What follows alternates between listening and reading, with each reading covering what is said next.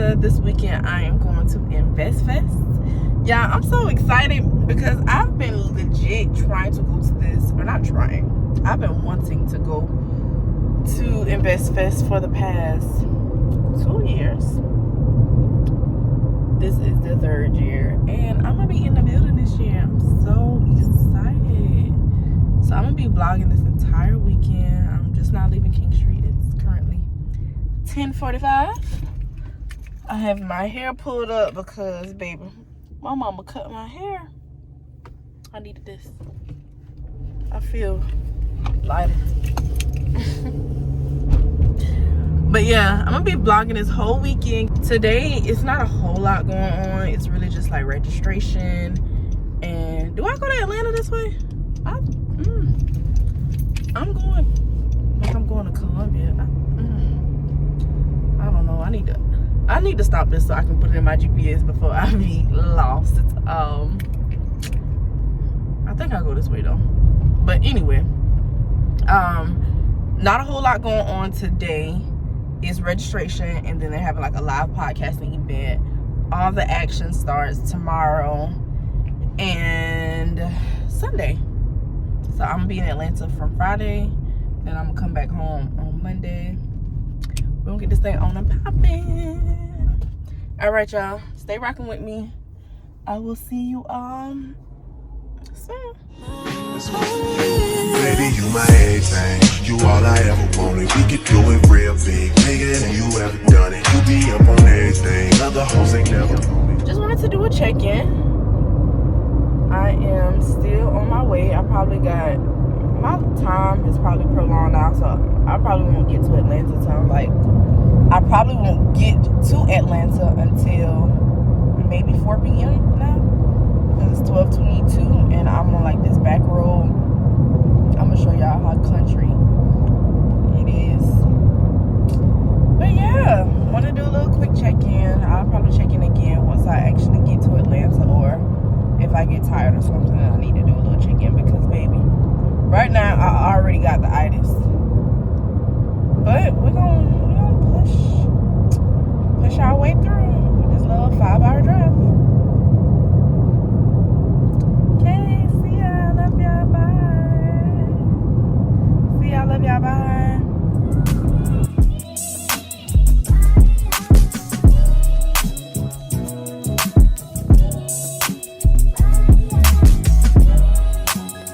Got to Atlanta, y'all. Parking 0 out of 10, literally 0 out of 10. So finally parked. I don't even think I'm gonna be driving tomorrow because it was that ridiculous. I might be Ubering these next 2 days. So I'm about to go register now, so I don't have to do it tomorrow, because tomorrow the doors open at 8, but everything starts at 9. And y'all, it's gonna be about 20,000 people out here, so I'm not even risking my chances. I actually gotta hurry up though, because I think it's like 5:20 right now, and registration closes at 6. So just wanted to update y'all. Finally made it to ATL. I'll show y'all the inside as soon as I get in.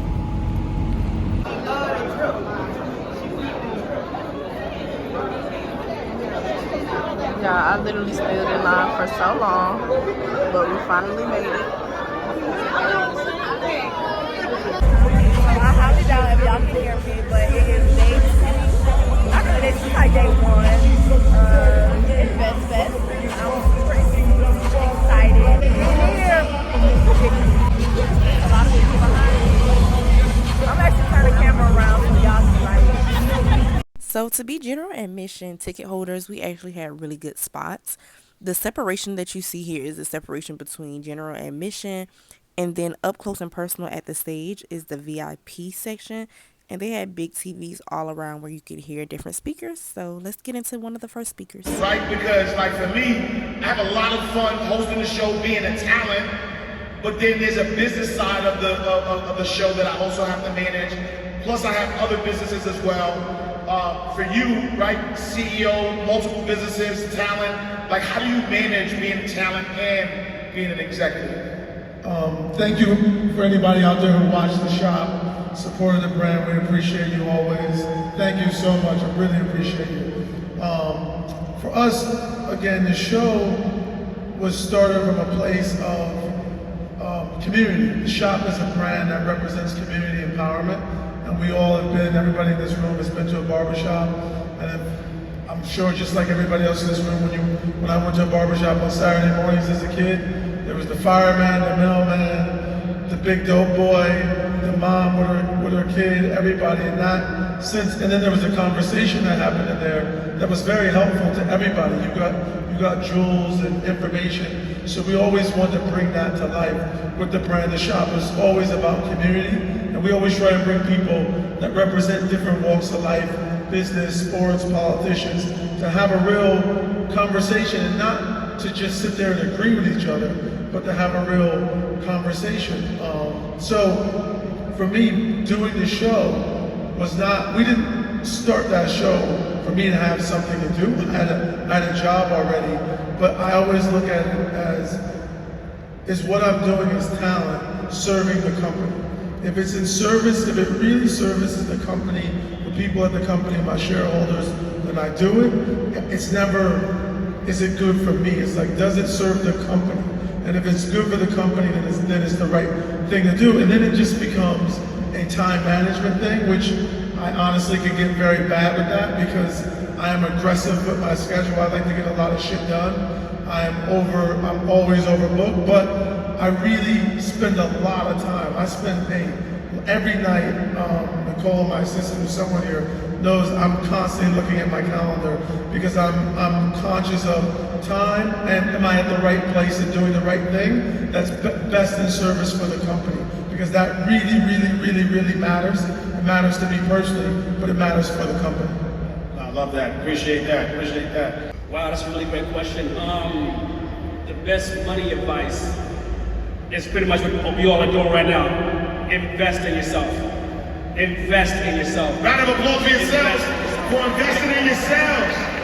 You're gonna have more control over the returns in your life if you invest in yourself, you know. And then as far as business goes, you know, I really believe that you build businesses to serve people. Yeah. And I really want the people in the crowd to make sure that whatever dreams that you have, they're really your dreams. What I see often is people see what's working for somebody else, and like, I want to do that thing. I want to do that thing because it's working for them. But that's not really their dream. You know what I mean? And so to me, I really want to take a step back and you know, figure out exactly, you know, what your destiny is.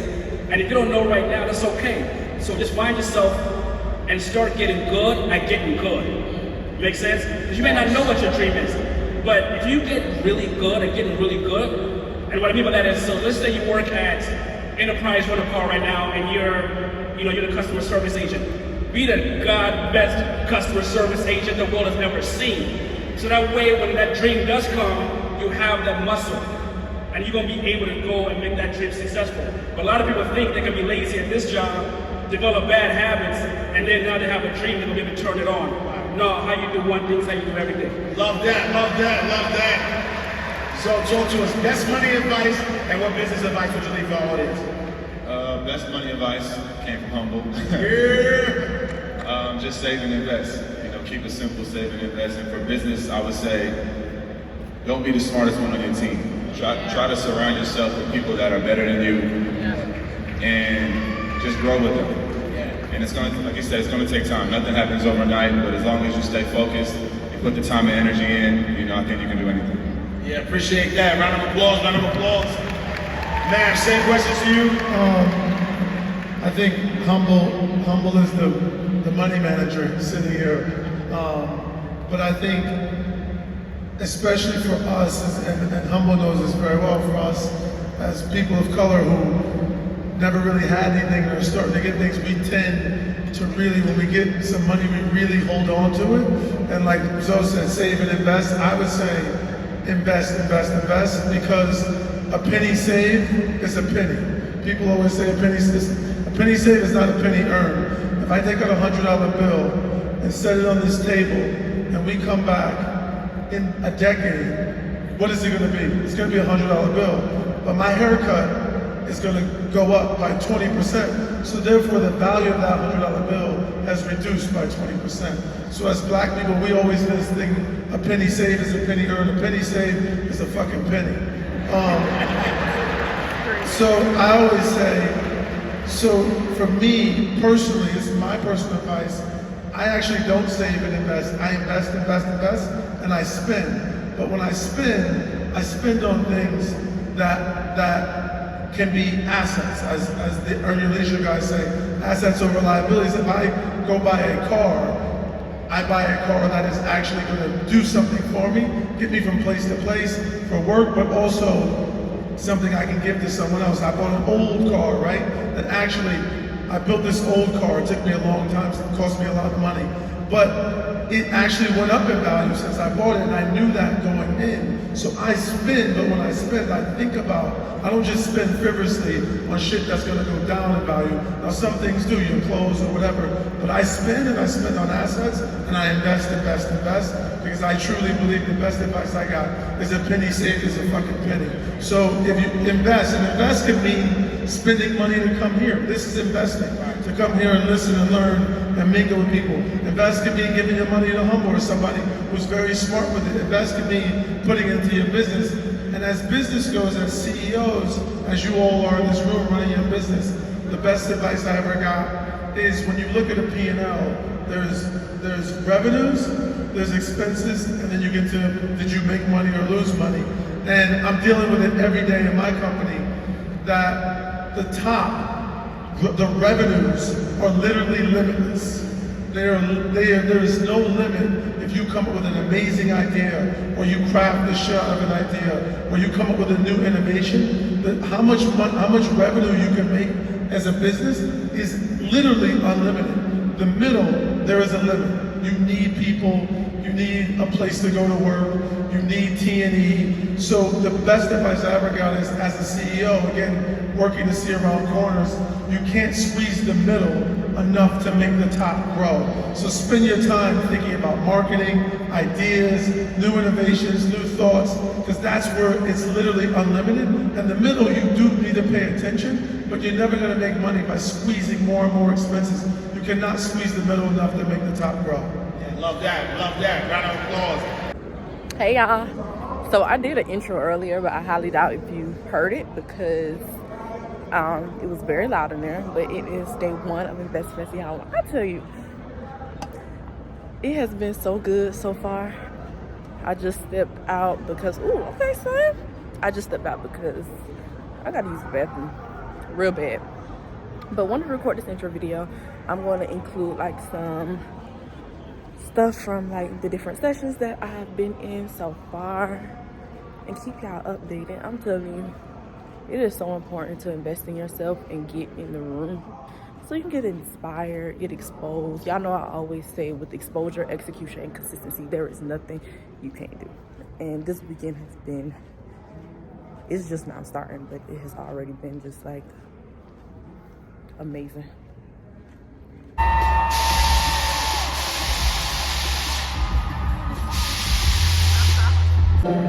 Hey yo, this is year 3, right? I said, year 1, we put our community on notice. Year 2, we put the culture on notice. But this year right here, with everybody in this building, we're putting the world on notice. Make noise for yourselves. Yeah, I got that feel. It has that feel. Yeah, so we ain't gonna hold you, man. My boy Diddy, man, one of the most legendary entrepreneurs of all time, and somebody that was on our target board at the beginning when we first started Earn Your Leisure to interview as far as what he's done in the game, and just being a billionaire from hip hop culture, it speaks for itself. I don't really gotta get into it. So I want to first play a video to fully acknowledge our legend, and then we're gonna bring Diddy out and we're gonna have a tremendous conversation. Let's do it. I enjoy what they have ignited in our community for financial literacy is something that is needed and something that's God sent. And it's right here it's the Hustlers Super Bowl. And so, let's just make some noise for these two brothers right here, for teaching us and showing us the way. Bring your music.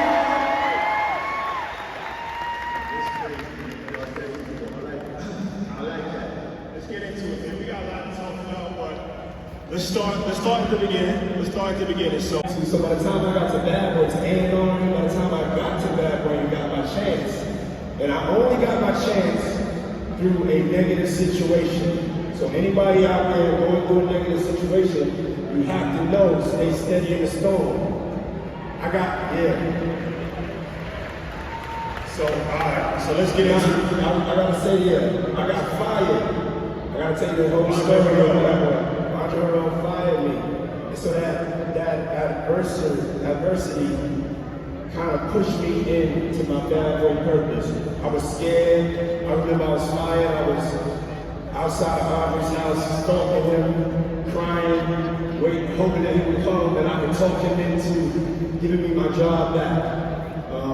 But as Irving said, he didn't fire me to hurt me. He fired me to make me rich. So he gave me my independence, and that's a free media company if you're not getting revenue from ads. Yeah, without a doubt. First of all, they are buying black media to market to y'all, but they're not buying it from the actual black media platforms and companies. If we don't have the resources, then we don't have the ability to compete. The money that you make, you put into your programming, you invest in your talent, you invest in your marketing. So it's like it's a struggle for black media companies. But it's an unnecessary struggle because we have the power to do anything we want to do. We run the world, we run the culture, but we have to understand how it works. If they're only giving us 1% and there's $100, what you gonna do with $1? And everybody else got $50, $40, and you only have $1. And so that's putting it in layman's terms. But it's such an importance to have black media, to have that representation. And so the fight continues. A lot of the stuff they said from George Floyd and trying to keep everything calm, they haven't done those things. And so the beauty about it is that we're seeing what time it is. Today is the 60th anniversary of the March on Washington. So what is that for you, knowing that you're one of 12 people in America? Like, who do you talk to? How's that social circle? How is it being in that environment? What are some of the challenges? Like, how did that actually look for you? I mean, it's definitely lonely. It's not a lot of people to talk to. I mean, I talk to Jay or some other friends, but when I look at it, I just know the truth that it's not enough wealth being spread around. And so I'm at this point, and that's what energizes me. I don't really look at it, as far as like, okay, I'm a billionaire. I'm more like, my people are not doing good. Yes, I'm blessed to be a billionaire, but at the same time, if my people aren't doing good, then I can't be settled. Because we saw Kanaz, and he was saying like, we've been doing a lot of venture capital investing. He's been killing it. And I'm paraphrasing, but he's like, the higher up he moves, the more discouraged he gets. Yeah. Because he's into different circles now, and he's aware of information. He's realizing how much money is out there and how little money we have. But he didn't really fully understand that before. So it's an interesting paradigm, right?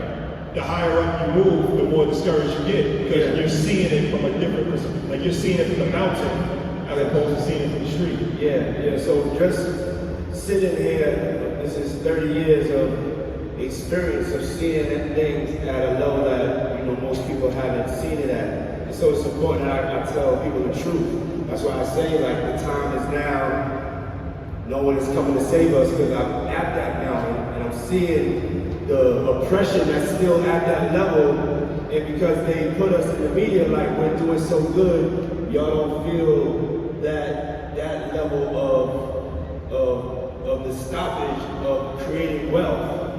So when it gets up to that point and we talk about generational wealth, we're fighting just to get like normal wealth, but we're so caught up in like, okay, a millionaire or this or that we're not understanding that once you get to that level, there's even more obstacles that are ahead of you.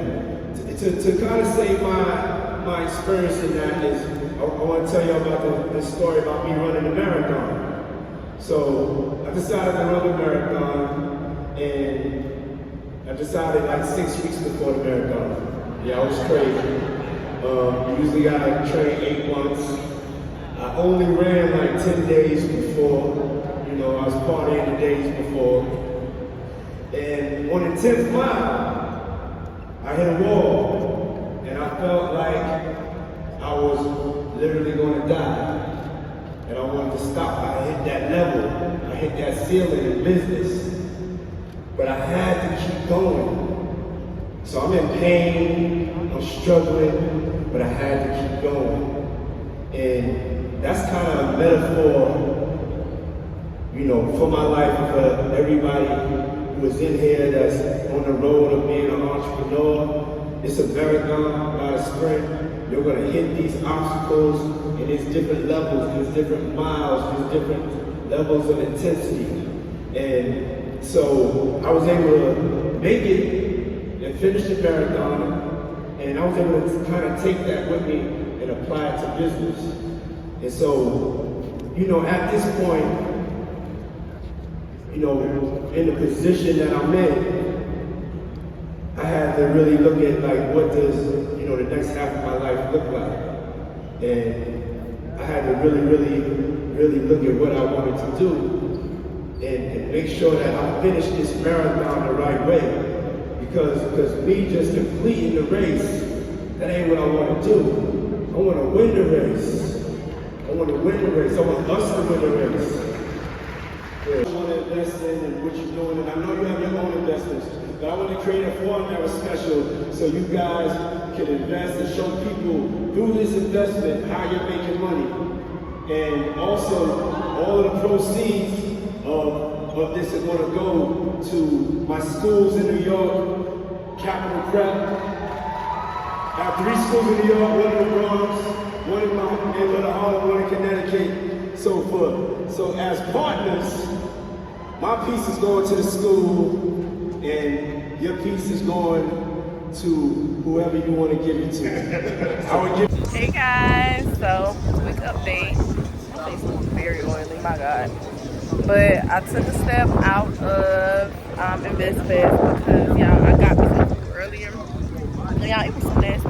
And I was just like, I could not eat this. Totally wasted $14, but it's okay. But took me a break, came out here. Now I'm about to eat at one of these food trucks. And yeah, just enjoy this sun while I'm out here because it's super duper cold. We just got out of the session with Diddy. 10 out of 10. Such a huge inspiration.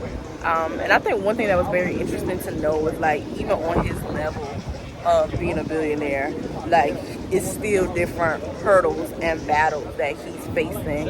And they're pretty similar to, like, what we're facing now, but just on a whole different level.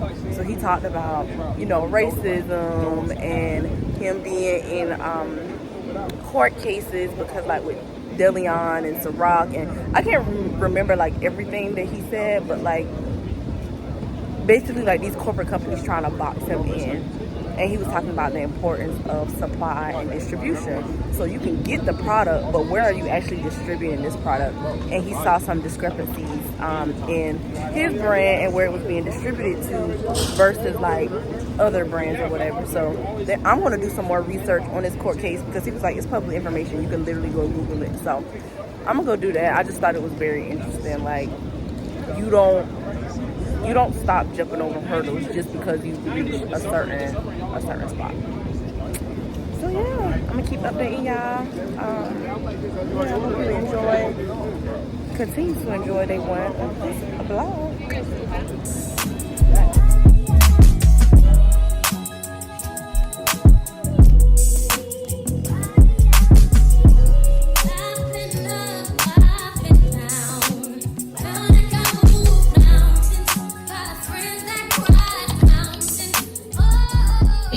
At all times. You're genuine. so welcoming. Why is it important for women out here to continue to be their authentic selves, even as they grow and thrive in business? Well, I think the first thing is because we're worthy, right? To just show up and be us. We're enough to do that.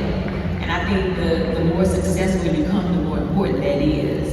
Because the world can easily try to shape you into what it wants you to be. And then that's how we lose ourselves. But if you stay true to who you are, right, then you can't never, be shifted outside of who you are supposed to be. And I did that for a very long time, right? I tried to be somebody else. I conformed, I code switched, I covered my accent. I wore my hair one way, I dressed one way, trying to fit in. But the way God sets it up is He's like, if you're gonna fit in, you ain't gonna stand out. So who we are original in whoever we are. And so it's important to stay true to who you are so that you can stand out and be who you're supposed to be. So I love that. I always say that you can stand out blended in.